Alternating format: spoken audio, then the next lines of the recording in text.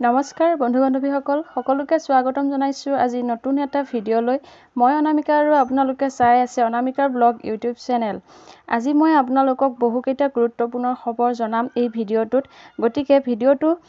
প্ৰথমৰ পৰা শেষলৈ চাব বুলি আশা ৰাখিছোঁ আৰু যদি চাই ভাল পায় like share comment and subscribe কৰিবলৈ নাপাহৰিব আহক আজি আমি ভিডিঅ'টো আৰম্ভ কৰোঁ আজি সন্ধিয়া 6 বজাত মোদী মন্ত্ৰীসভাৰ ব্যাপক সালসলনি প্ৰধানমন্ত্ৰীৰ বাসগৃহত উপস্থিত সৰ্বানন্দ সোণোৱাল আজি সন্ধিয়া 6 বজাত প্ৰধানমন্ত্ৰী নৰেন্দ্ৰ মোদী কেবিনেটত ব্যাপক পৰিৱৰ্তন কৰা হ'ব মধ্যপ্ৰদেশৰ জ্যোতিৰাদিত্য সিন্ধিয়া মহাৰাষ্ট্ৰৰ নাৰায়ণ ৰাণে ৰাজ্যৰ মুখ্যমন্ত্ৰী সৰ্বানন্দ সোণোৱাল ইতিমধ্যে উপস্থিত হৈছেগৈ দিল্লীত ৰাজনৈতিক মহলৰ মতে এই তিনিওগৰাকীয়ে মন্ত্ৰীসভাত স্থান লাভ কৰাটো এক প্ৰকাৰ নিশ্চিত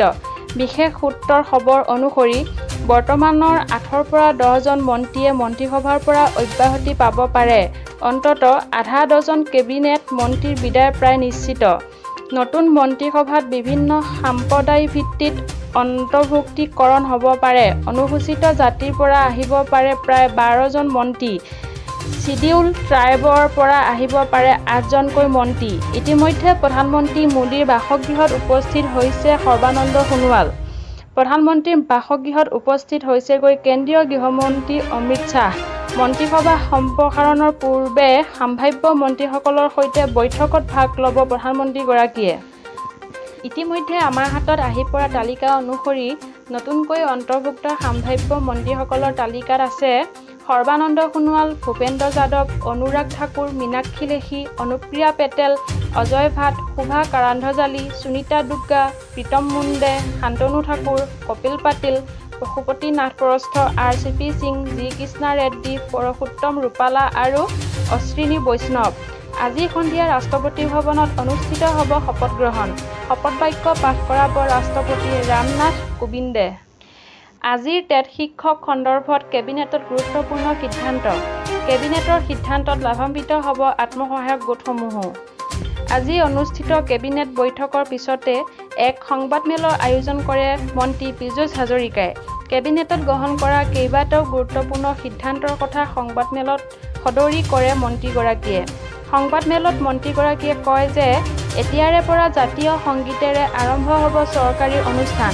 আৰু ৰাষ্ট্ৰীয় সংগীতেৰে সামৰণি পৰিব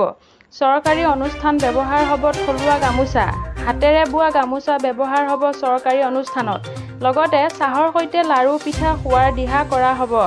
আত্মসহায়ক গোটক লাভান্বিত কৰাৰ উদ্দেশ্যে এই সিদ্ধান্ত গ্ৰহণ কৰিছে কেবিনেটে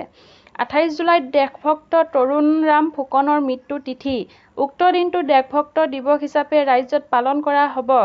5 আগষ্টত গোপীনাথ বৰদলৈ মৃত্যুৰ দিৱস এই দিনটো কৰ্মচাৰী দিৱস হিচাপে পালন কৰা হ'ব এই দিৱসত জিলাভিত্তিক 5 জন শ্ৰেষ্ঠ কৰ্মচাৰীক পুৰস্কাৰ দিয়া হ'ব ৰাজ্যিক হিচাপে 10 জনক দিয়া হ'ব শ্ৰেষ্ঠ পুৰস্কাৰ ক'লে মন্ত্ৰী পীযুষ হাজৰিকাই কেবিনেট বৈঠকত টেট শিক্ষক সন্দৰ্ভতো গুৰুত্বপূৰ্ণ সিদ্ধান্ত গ্ৰহণ কৰা হয় টেট শিক্ষকৰ কোৱালিফিকেশ্যন কেন্দ্ৰই সিদ্ধান্ত লয় টেট উত্তীৰ্ণ শিক্ষকৰ প্ৰমাণপত্ৰৰ ম্যাদ বৃদ্ধি জীৱনজোৰা হ'ব টেট শিক্ষকৰ প্ৰমাণপত্ৰৰ ম্যাদ অৱশ্যে চাকৰি নিযুক্তিৰ ক্ষেত্ৰত প্ৰযোজ্য হ'ব বয়সৰ ঊৰ্ধ্বসীমা পুনৰ বৃদ্ধি পাইছে কৰোনাত আক্ৰান্তৰ সংখ্যা বিগত 24 ঘণ্টাত দেশত 43,733টা নতুন ঘটনা দেশত কৰোনা সংক্ৰমিত লোকৰ সংখ্যা ক্ৰমাৎ হ্ৰাস পাবলৈ লৈছে প্ৰতিদিনে কৰোনাৰ নতুন ৰোগীৰ সংখ্যা হ্ৰাস পাইছে অৱশ্যে কৰোনাৰ ডেল্টা ভেৰিয়েণ্টক লৈ এতিয়াও সতৰ্কতা জাৰি কৰা হৈছে স্বাস্থ্য মন্ত্ৰালয়ৰ মতে কৰোনা আক্ৰান্তৰ সংখ্যা হ্ৰাস পাইছে যদিও বিপদ এতিয়াও আঁতৰা নাই স্বাস্থ্য মন্ত্ৰালয়ৰ মতে বিগত 24 ঘণ্টাত দেশত কৰোনা আক্ৰান্ত হৈছে 43,733 জন লোক মৃত্যু হৈছে 930 জনৰ কৰোনাত আক্ৰান্তৰ নতুন সংখ্যাকে ধৰি দেশত এতিয়ালৈ 3,06,63,665 জন লোকৰ আক্ৰান্ত হৈছে এই মহামাৰীত স্বাস্থ্য মন্ত্ৰালয়ৰ মতে দেশত এতিয়ালৈ কৰোনাৰ 4,59,920টা এক্টিভ কেছ আছে আনহাতে 2,97,99,534 জন লোক সুস্থ হৈ উঠিছে এতিয়ালৈ দেশত কৰোনাত 4,04,211 জন লোকৰ মৃত্যু হৈছে ইফালে এতিয়ালৈ 36,13,23,548 জন লোকক কৰোনাৰ ভেকচিন দিয়া হৈছে